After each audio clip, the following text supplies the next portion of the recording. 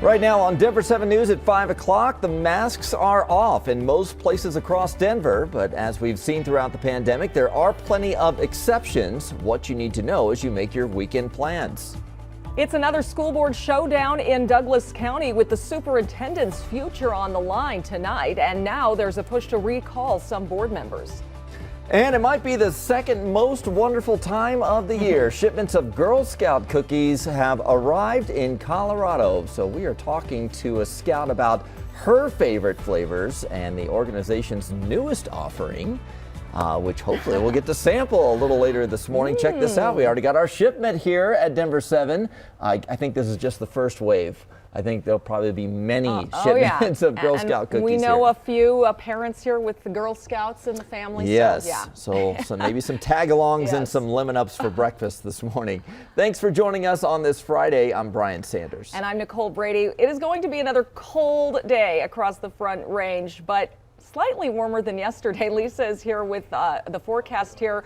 Lisa, we're still starting out in single digits here, negative wind chills. Yeah, I mean, if you look at these numbers, it's not warm by any means. It's warmer than yesterday, but we're still feeling like it's around 5 to about 15 degrees below zero in and around Denver when you factor in that wind. Leadville right now, a wind chill of 23 below, so it's a pretty chilly start to our day.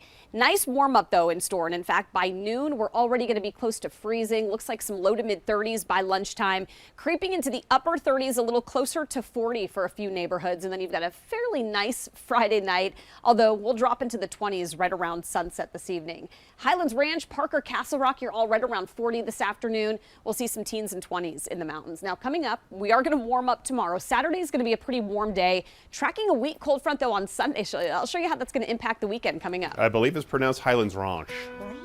Okay, we have a pretty icy drive on some of the side streets here this morning. Transitioning from one road to another, that's going to be a little bit tricky. Coming off of secondary routes and neighborhood routes where they cut to a major street, that's also going to be a little bit tricky, especially coming off of, let's say, a dry road like this and turning onto a side road that has still a lot of ice and snow on it.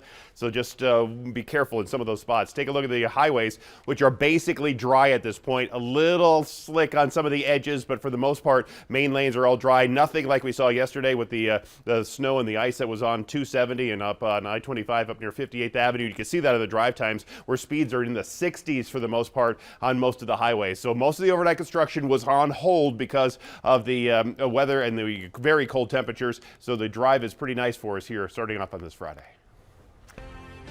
Well, maybe you're celebrating today, maybe you're a little more cautious, but for the first time since November, people in Denver can be indoors without wearing their masks. Of course, there are still plenty of exceptions. Let's bring in Denver 7's Veronica Costa. Veronica, Denver is just the first of several metro counties dropping the mask requirement.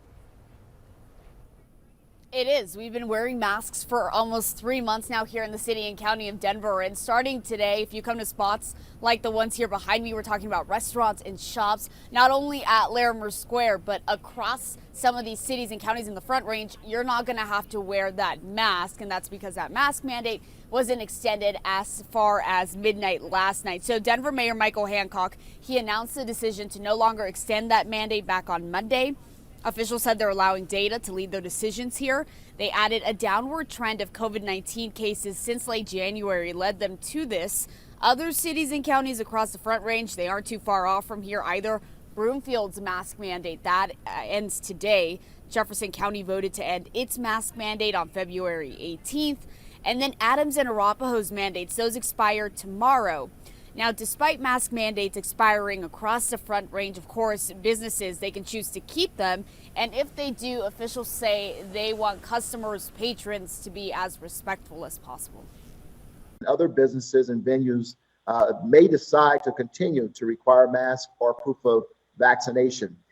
They are well within their rights to do so, and we should support them for doing what they feel is necessary. I want to be clear and ask the public, please, this is no reason to give their staff a hard time. And it's important to add, Mayor Michael Hancock did say should COVID cases increase, if there's a large spike, then they are willing to adjust those mask mandates once again. It is important to note Denver schools and childcare facilities, when you're inside of those, you will still have to be masked up. We're in downtown Denver this morning. I'm Veronica Acosta, Denver 7. Yeah, it kind of depends where you are. All right, thank you, Veronica. Well, the Children's Museum of Denver is set to reopen tomorrow. You might remember it's been closed for 10 days over reactions from visitors to its mask policy. And when the museum reopens, you will still need to wear a mask, and you'll also need a reservation now. The White House is preparing to send out vaccines for kids under 5. Not quite ready yet, but the FDA's advisory committee will meet February 15th to review Pfizer's data. The vaccine would then need to be authorized by the full FDA and the CDC. The drama continues in Douglas County. New this morning, there's now an effort to remove some school board members over allegations they tried to force the superintendent out behind closed doors. And now the superintendent's future will be discussed openly in a meeting in just a few hours. Denver 7's Colette Bordelon joins us live now with the big updates in the controversy that even closed down schools yesterday. Colette. Yeah, that's right. Students are heading back to the classroom this morning, but parents, teachers, staff definitely will be watching what happens with the superintendent next very closely. An online petition going around is calling for certain school board members to be recalled, saying they broke the law, violating open meeting laws. Its goal is to get to 10,000 signatures, and already it's only a couple of hundred away from meeting that. The allegations from 3 school board members say the new board majority held closed-door meetings to try and force Superintendent Corey Wise out. The superintendent has been with the district for over 2 decades, spending a little less than one of those in his current position. Those claims sent shockwaves through the school district, with hundreds of teachers calling out sick yesterday and protesting the apparent secret actions of certain school board members. If the allegations prove to be true, then we are going to see some really difficult times in Douglas County. We're going to see a mass exodus of individuals that just can't stay here. The school board president told us earlier this week any formal decision regarding the superintendent will be made during a public meeting, which is required by law. Tonight at 5, there's a special meeting for the school board, and on the agenda is considering options related to the superintendent's contract. It says the board will take actions as they find them appropriate. We'll, of course, be following up. Live this morning, Colette Bordelon, Denver 7. Thank you, Colette. Broncos president John Elway is responding to allegations accusing him of conducting a sham interview with a former NFL coach. Elway called the claims from Brian Flores this week false and defamatory. He says he took Flores seriously as a head coach candidate back in 2019.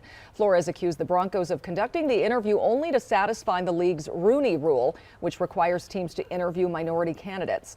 Flores also claimed Elway and CEO Joe Ellis appeared hungover and disinterested during the interview. Elway says he may have looked that way because of a flight in the middle of the night they took to meet with Flores. Our Broncos insider Troy Rank has Elway's full response right now on thedenverchannel.com. Some Colorado coaches say the outcome of the Brian Flores lawsuit could have major implications for the next generation of coaches of color.